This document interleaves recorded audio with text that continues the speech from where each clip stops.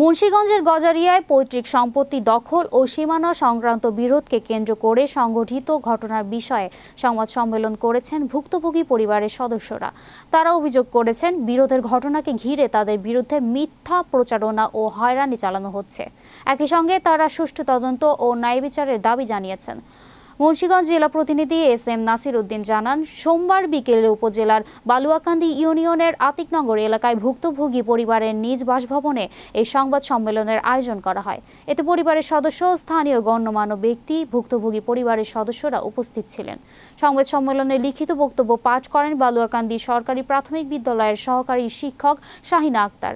তিনি বলেন, পৈতৃক সম্পত্তির মালিকানা ও সীমানা নিয়ে দীর্ঘদিন ধরে পারিবারিক বিরোধ চলে আসছে। সম্প্রতি এই বিরোধকে কেন্দ্র করে সংঘর্ষের ঘটনা ঘটে। তবে ঘটনার পর তাদের পরিবারকে উদ্দেশ্যপ্রণোদিতভাবে বিভিন্নভাবে হেয় প্রতিপন্ন করা হচ্ছে বলে তিনি দাবি করেন।